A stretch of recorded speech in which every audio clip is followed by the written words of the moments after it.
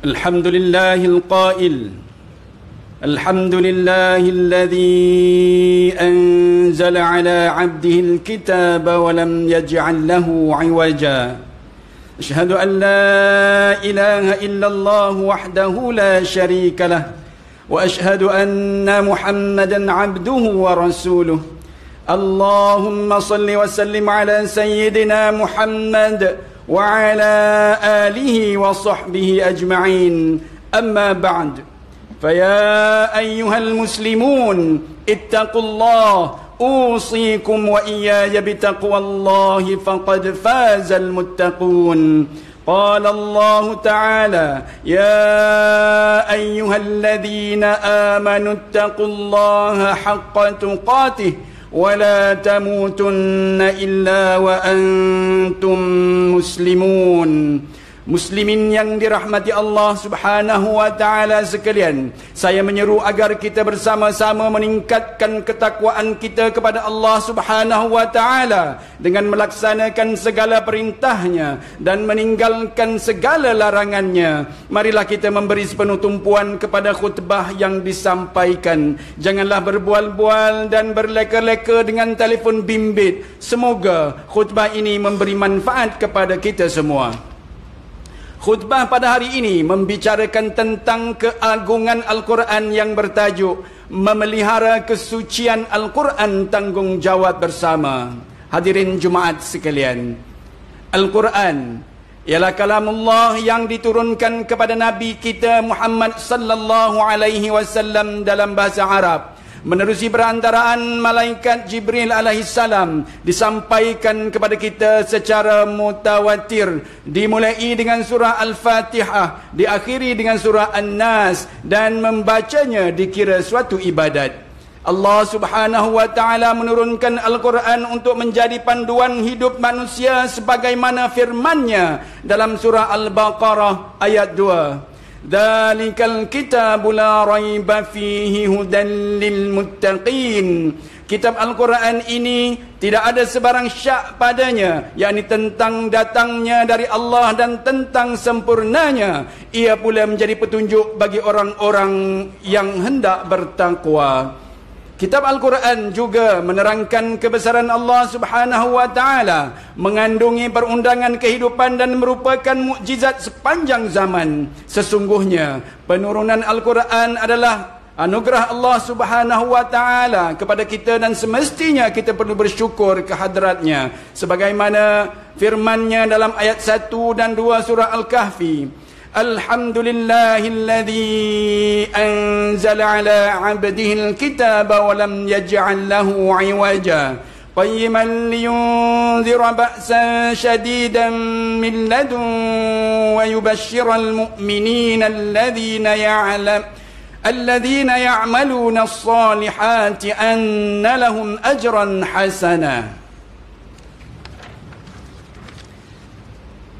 Segala puji tertentu bagi Allah yang telah menurunkan kepada hamba-Nya Muhammad kitab suci Al-Quran dan tidak menjadikan padanya sesuatu yang bengkok, yakni terpesong. Bahkan keadaannya tetap benar lagi menjadi pengawas turunnya Al-Quran untuk memberi amaran, yakni kepada orang-orang yang ingkar dan azab yang seberat-beratnya dari sisi Allah, dan memberi berita gembira kepada orang-orang yang beriman yang mengerjakan amal-amal soleh bahawa mereka akan beroleh balasan yang baik.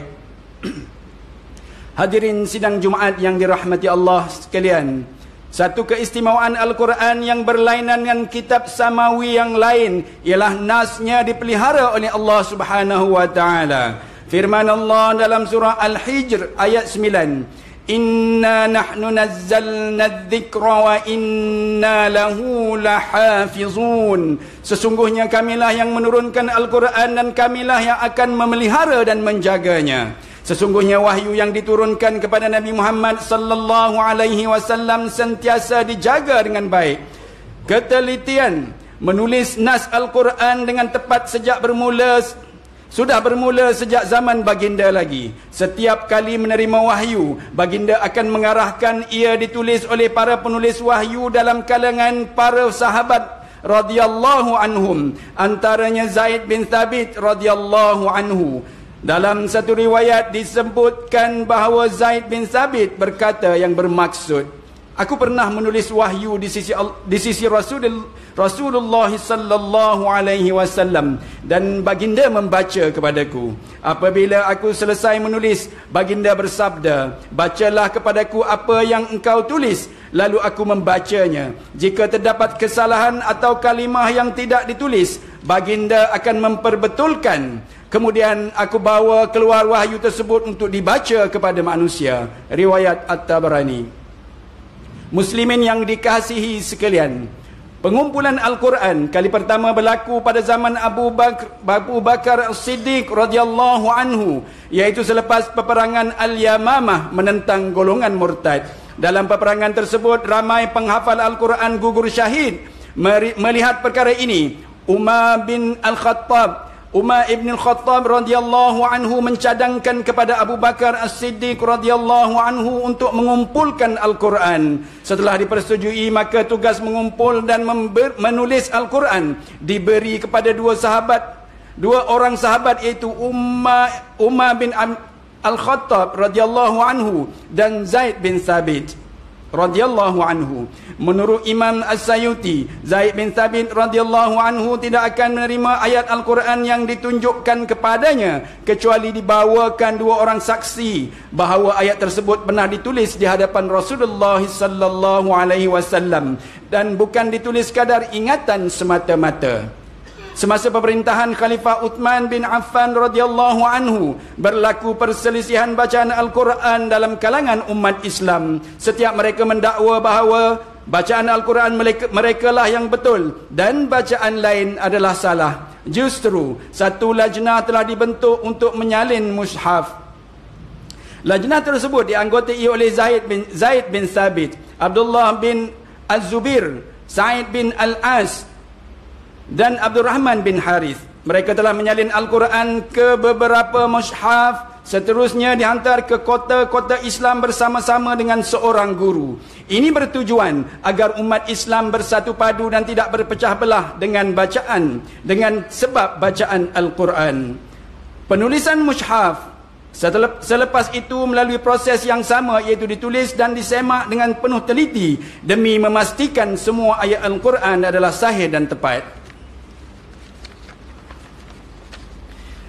Muslimin sekalian, di Malaysia, Kementerian Dalam Negeri KDN telah ditugaskan untuk melaksanakan penguatkuasaan dan kawalan berkaitan dengan teks dan bahan Al-Quran menerusi Akta Percetakan Teks Al-Quran 1986, yakni Akta 326. Menerusi jawatan kuasa penyemak dan penilaian teks Al-Quran, yakni Lajnah Tashih Al-Quran, yang dianggotai 35 orang dalam kalangan para penghafaz Al-Quran dan berkemahiran tinggi dalam penulisan Al-Quran, telah berperanan memastikan ketepatan setiap ayat Al-Quran sebelum dibenarkan ia dicetak. Ketelitian lajnah dalam menyemak draft cetakan Al-Quran adalah melibatkan beberapa perkara penting, iaitu mesti menepati rasmi Uthmani aliran Abu Daud Sulaiman bin Najah dan Abu Amru Al-Dani, dan juga mesti berteraskan mushaf yang diterbitkan di Madinatul Munawwarah dan yang diterbitkan di Universiti Al-Azhar Mesir. Hanya draft yang menepati garis panduan yang telah ditetapkan akan dibawa kepada lembaga pengawalan dan pelesenan percetakan Al-Quran bagi tujuan mendapatkan kelulusan cetak. Hadirin yang dikasihi sekalian, dari aspek penguatkuasaan, pihak KDN di negeri-negeri akan menjalankan pemantauan berkala di premis-premis perniagaan, penaziran berjadual di syarikat penerbitan dan percetakan, serta pemeriksaan bersepadu berdasarkan aduan di mana-mana premis. Oleh sebab itu, dengan adanya penguatkuasaan dan kawalan, mushaf yang tersebar di negara ini adalah terpelihara daripada kesilapan dan penyelewengan. Tanggungjawab memelihara ketepatan cetakan mushaf Al-Quran di Malaysia memerlukan kerjasama bersepadu antara agensi kerajaan dengan orang ramai bagi mengelakkan sebarang kekeliruan, penyelewengan dan pemalsuan. Maka orang ramai hendaklah memastikan setiap mushaf mempunyai cop kelulusan KDN dan pelekat hologram KDN sebagai bukti keabsahan cetakan mengikut kelulusan yang diputuskan oleh Lembaga Pengawalan dan Pelesenan Percetakan Al-Quran KDN. Jika didapati sebaliknya, maka bolehlah mengemukakan aduan kepada pihak KDN negeri bagi tujuan siasatan, pemeriksaan dan penguatkuasaan. Muslimin hadirin Jumaat sekalian, akhir sekali, marilah kita sama-sama menghayati pengajaran khutbah seperti berikut. 1. Umat Islam hendaklah yakin bahawa Allah Subhanahu wa taala akan memelihara Al-Quran. 2. Umat Islam yang ragu tentang cetakan Al-Quran hendaklah merujuk kepada pihak berkuasa agama dan Lajnah Tashih Al-Quran, Kementerian Dalam Negeri. 3. Umat Islam harus memelihara kesucian Al-Quran. 4. Umat Islam hendaklah mempelajari Al-Quran, memahami dan mengamalkan isi kandungannya supaya umat Islam hidup bersatu padu dan menolak perpecahan. A'udzubillahi minasyaitonir rajim. Qulillahu a'lamu bima labithu lahu ghaibus samawati wal ard absir bihi wa asmi' ma lahum min dunihi min waliyyin wa la yushriku fi hukmihi ahada. Katakanlah wahai Muhammad, Allah jua yang mengetahui tentang masa mereka tidur. Baginya lah tertentu ilmu pengetahuan segala rahsia langit dan bumi. Terang sungguh penglihatannya, yakni terhadap segala-galanya. Tidak ada bagi penduduk langit dan bumi pengurus selain daripadanya, dan dia tidak menjadikan sesiapa pun masuk campur dalam hukumnya. Al-Kahfi ayat 26. Barakallahu li wa lakum fil Qur'anil azim wa nafa'ani wa iyyakum bima fihi minal ayati wadh-dhikril hakim wa taqabbala minni wa minkum tilawatah إنه هو السميع العليم. أقول قولي هذا وأستغفر الله العظيم لي ولكم ولسائر المسلمين والمسلمات فاستغفروه إنه هو الغفور الرحيم.